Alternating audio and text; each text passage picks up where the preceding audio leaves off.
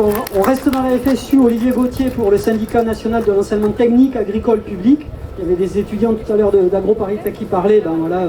nous représentons les personnels de l'enseignement supérieur agricole et de l'enseignement technique agricole public. Voilà, donc jusqu'au bout, depuis que la crise du monde agricole est à ciel ouvert, Emmanuel Macron et ses gouvernements successifs n'ont eu de cesse que d'éviter soigneusement de répondre aux vrais problèmes et revendications des paysannes et paysans, à savoir l'accès à la terre, la question du revenu et les distorsions de concurrence. Le jeu malsain a consisté à détourner l'attention de l'opinion et d'une partie de la profession agricole avec le concours des lobbies de l'agriculture, FNSEA, JA, Coordination Rurale, tenant de l'agrochimie et autres représentants de l'agroalimentaire, en criant haro sur l'écologie, les normes et autres contrôles pourtant gage de la valorisation des produits et de la qualité de notre alimentation.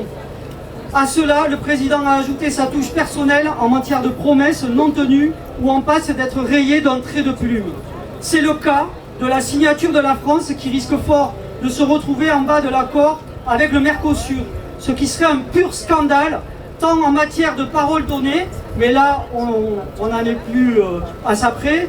que de ce que cela voudrait dire pour le monde agricole. Comme Stéphane Gallet le rappelait justement lors du sommet de l'élevage en Auvergne, mardi dernier, c'est un accord qui va déstructurer notre souveraineté alimentaire, qui favorise la mise en compétition et donc la politique du moins-disant. Et sur ce moins-disant,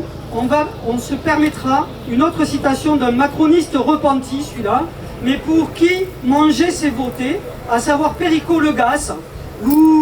qui lors des assises régionales de l'alimentation qui se sont tenues le 7 octobre dernier en Centre-Val de Loire, a fustigé l'actuel inoxydable ministre de l'Agriculture, qui en guise de réponse à ces distorsions de concurrence, se contente d'inciter le monde agricole à s'aligner sur les plus mauvaises pratiques des autres pays, et ce faisant, je cite, à faire la même merde.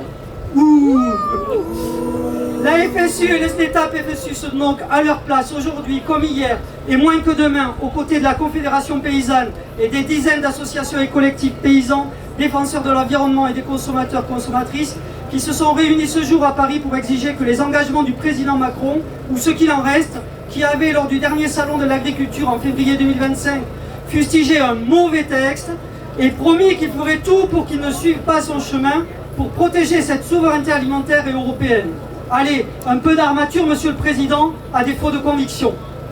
Merci.